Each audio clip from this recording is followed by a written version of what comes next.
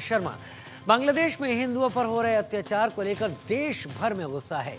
बांग्लादेश के खिलाफ सख्त कार्रवाई करने की मांग हो रही है।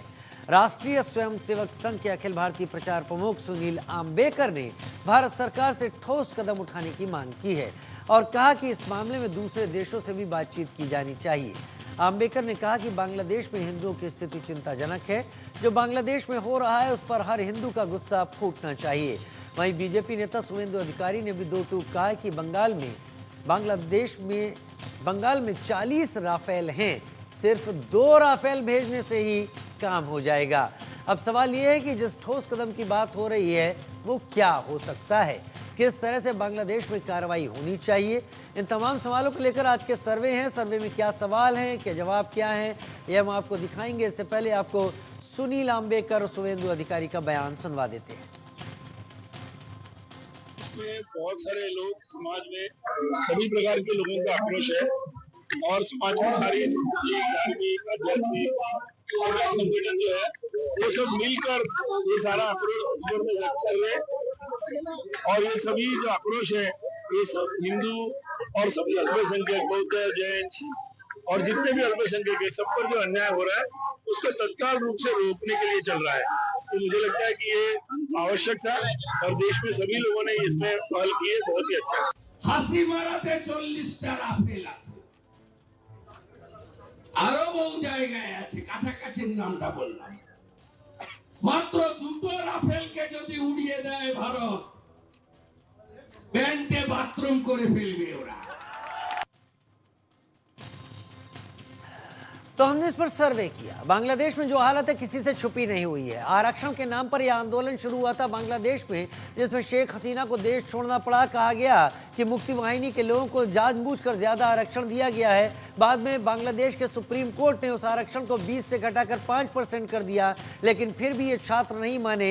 शायद ये इशारा तभी सामने आने लगा था कि इसके पीछे छात्र तो चेहरे के तौर पर हैं, असल खेल कहीं और से हो रहा है। अचानक आरक्षण का आंदोलन गायब हो गया और वो हिंदुओं के खिलाफ मारकाट, उत्पीड़न, बलात्कार, आगजनी, मंदिरों को तोड़ना, इस सब में शामिल हो गया। और बड़े दुख और शर्म की बात यह है कि बांग्लादेश का लीडर नेतृत्व इस वक्त जिसके हाथ में है वो खुद को नोबेल प्राइज विनर कहता है, शांति का नोबेल पुरस्कार विजेता कहता है, और उसके राज में हिंदू महिलाओं के साथ जानवरों जैसा सलूक हुआ। हमने इसी पर सर्वे लोगों के सामने रखा।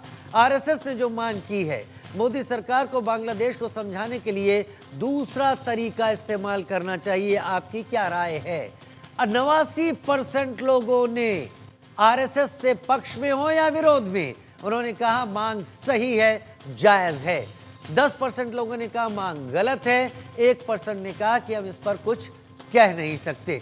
अगले सवाल की तरफ हम इस वक्त बढ़ते हैं। बांग्लादेश को समझाने का दूसरा तरीका क्या हो सकता है?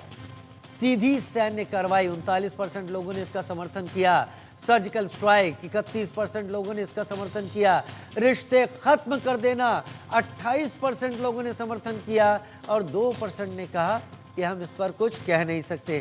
खास मेहमान हमारे साथ इस वक्त जुड़े हुए हैं। हमारे साथ खास मेहमान जो जुड़े हैं उनके नाम आपके सामने बता देते हैं। डॉक्टर सौरभ मालवीय आरएसएस के विचारक हमारे साथ जुड़ गए हैं। डॉक्टर मोहित शुक्ला हिंदू धर्म गुरु के दौर पर जुड़ गए हैं इस वक्त। सबसे पहले हम आरएसएस के विचारक उनका रुख कर लेते हैं। सौरभ मालवीय जी, आपका रुख कर लेते हैं। बहुत पहले भारतीय पुराणों में या भारतीय ग्रंथों में एक उक्ति लिखी गई थी, जिसे आज अंग्रेजी में लोग टिट फॉर टैट कहते हैं, हम उसे शठे शाठ्यम समाचरेत कहते हैं। क्या राष्ट्रीय स्वयंसेवक संघ इसी तरफ इशारा कर रहा है? Nobel prize winner Mohammad Yunus, जिसे शांति का नोबेल पुरस्कार दिया गया, अगर उसके नेतृत्व में लोगों को इतनी बुरी तरीके से मारा जा रहा है, खत्म किया जा रहा है, जलाया जा रहा है, तबाह किया जा रहा है, बेटियों के मुंह पर टेप चिपका कर उन्हें सड़क पर बैठा दिया जा रहा है, आरक्षण के आंदोलन को कब हिंदू विरोधी आंदोलन में बदल दिया गया और इस तथाकथित नोबेल पुरस्कार विजेता ने अपनी आंखें मूंद रखी है, तो क्या यही एक सही तरीका आपको लगता है? देखिए, निश्चित तौर पर बांग्लादेश की यह घटना, बांग्लादेश का यह कृत्य मानवता को शर्मसार करने वाला है। और पूरा विश्व इसके इस कृत्य को देख रहा है कि कैसे वह आतताइयों के द्वारा, कुछ चरमपंथियों के द्वारा, कट्टरपंथियों के द्वारा यूनिट सरकार किस तरह से खुद को गिरवी रखी है और जो कर रही है वह कितना भयावह मानवता को तार तार करने वाला है। यहां तक कि केवल टेप ही नहीं, महिलाओं और बहनों पर वहां अत्याचार, उनके निर्वस्त्र करके उनके बदन पर हिंदू और भारत विरोध के खिलाफ, सनातन के खिलाफ तमाम चीजें लिखे जा रहे हैं, उनके स्तन काटे जा रहे हैं, उनके साथ जो दुराचार हो रहा है वह मानवता को तार तार कर रहा है। निश्चित तौर पर पूरा विश्व आज उभर के आए, सामने आए, और जब जनमानस तैयार होगा, जनमानस खड़ा होगा और भारत के लाखों करोड़ों हिंदू खड़े होंगे, और निश्चित तौर पर वह समय अब सामने आने वाला है जब बांग्लादेश इन चरमपंथियों के चंगुल से मुक्त होगा, इन भयावह स्थितियों से मुक्त होगा, और भारत सरकार उस पर कठोर कार्रवाई करेगी। दुनिया के फोरम पर, विश्व मंच पर, और यहां तक कि ह्यूमन राइट, सारी चीजें एक साथ खड़ा हो जाए। आज चीन के परस्ती में, पाकिस्तान के सहयोग से जिस तरह से बांग्लादेश जो एक साजिश और षड्यंत्र हिंदू के खिलाफ रच रखा है, अल्पसंख्यक समाज के खिलाफ रख रहा है, तो भूल रहा है इस बात को कि कभी बांग्लादेश का संबंध भारत से बहुत बहुत व्यवहारिक संबंध रहा है। भारत ने बहुत बांग्लादेश की चिंता की है। आज वह जिस तरह से विदेशी ताकतों के हाथ में बांग्लादेश की यूनिट सरकार खेल रही है, तो वह बांग्लादेश का टूटन बिगटन और समापन के तरफ लेके जा रहे हैं। इस बात को याद रखें कि बांग्लादेश का एक एक हिंदू, वहां जो भी है, उसकी रक्षा और सुरक्षा करना हम सबका, पूरे समाज का, पूरे हिंदू समाज का और भारत सरकार की जिम्मेदारी है, और बखूबी इसकी चिंता की जाएगी। और होने का अब वो समय आ रहा है, जब जनमानस खड़ा होगा तो वह मिट्टी में मिल जाएंगे। प्रमोद शुक्ला जी मेरे साथ हिंदू धर्म गुरु के तौर पर इस वक्त जुड़ गए हैं। आपसे प्रमोद जी मैं जानना चाहूंगा, इस मोहित शुक्ला मेरे साथ जुड़े हुए हैं, आपसे मैं जानना चाहूंगा कि अभी की स्थिति पर आपको क्या लगता है, हो क्या रहा है, होना क्या चाहिए? देखिए, बांग्लादेश की जो स्थिति है वो मैं पूरे दर्शकों के सामने स्पष्ट कर दूं कि वहां पर कट्टरपंथी इस समय हावी, और ये जो कट्टरपंथी हैं ये वही लोग हैं जिन्होंने गजवाए हिंद ये चाहते कि पूरी दुनिया में जो है केवल इन्हीं का एक शासन है।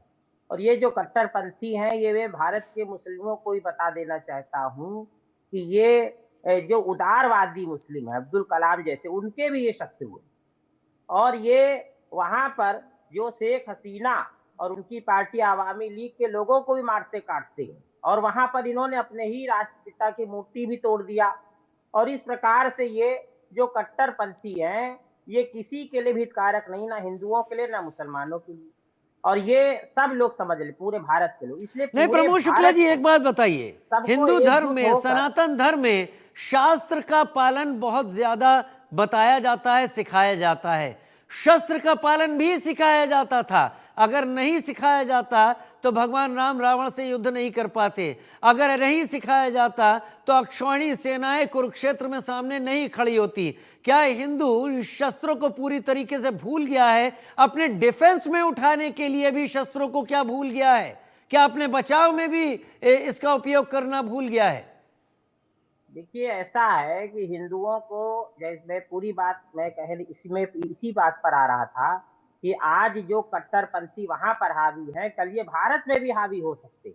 इसलिए सभी हिंदुओं को और जो उदारवादी मुस्लिम है, जो शांति पसंद, अमन पसंद है, उन सबको एकजुट होकर, अगर वो चाहते कि भारत एक गुलदस्ते की तरह रहे, तो उनको सबको एकजुट होना पड़ेगा। और हिंदुओं को भी, नहीं तो जैसे वहां पर हमारी बहन बेटियां हैं, उनको देखिए कैसा अत्याचार हो रहा है। अभी आपने बताया कि आंख पट्टी बांध दिया, बलात्कार हो रहा है, रेप हो रहा है, सड़क पे बैठा दिया। तो ऐसे ही ये जब बंटवारा हुआ था तो पाकिस्तान में भी ऐसे हिंदुओं के साथ हो रहा था। और ये स्थिति जो है कश्मीर में भी क्रिएट की गई, जो आप कश्मीर फाइल्स पे देख सकते हैं। और यही चीज भारत में भी इनका सपना जो कहीं पूरा नहीं होगा, क्योंकि हमारे जैसे अन्य धर्मगुरु और तमाम ऐसे संगठन है हिंदूवादी जो ऐसा नहीं होने देंगे, उदारवादी लोग हैं जो ऐसा नहीं, मुझे विश्वास है। और हिंदू जाग रहा है, ऐसा नहीं है, हिंदू जाग रहा है, और उसके अंदर एक भय भर दिया गया है। इतने सालों में जब कांग्रेस का शासन रहा और अन्य पार्टियों का रहा, तो एक भय भर दिया है कि अगर आप बोलेंगे तो पुलिस आपको पकड़ लेगी,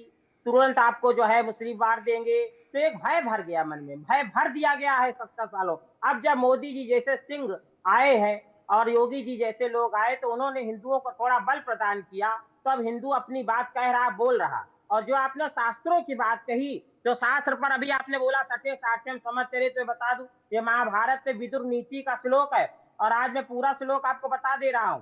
कृते प्रति कृतिम कुर्यादिन सिते प्रति हिंसितम और तत्र दोषम न पश्यामि सठे साठ्यम समाचरित, अर्थात जो जैसा करे उसके साथ वैसे ही बर्ताव करो। जो तुम्हारी हिंसा करता है तुम भी उसके प्रतिकार में उसकी हिंसा करो, इसमें कोई दोष नहीं मानता, क्योंकि सट के साथ सट्टा ही करने में उपाय पक्ष का लाभ है। श्री कृष्ण जी ने भी इसी प्रकार की उक्तियां महाभारत में दी हैं, सूक्तियां दी हैं, और इसी प्रकार भगवत गीता में भी कहा। ये देखिए यहाँ पर किसी संप्रदाय विशेष मजहब की बात नहीं हो रही, उसकी शत्रुता, यहाँ धर्म अधर्म की बात हो रही कि जो व्यक्ति दुष्ट है, दुष्टता कर रहा है, वो किसी भी रिलीजन का हो, किसी भी धर्म का हो, उसके खिलाफ कार्रवाई होनी चाहिए और समस्त जन समूह को एकता के सूत्र में बंधना चाहिए। ऐसे पापियों का नाश होना अत्यंत आवश्यक है और इसके लिए सरकार को सख्त से सख्त कदम उठाना चाहिए।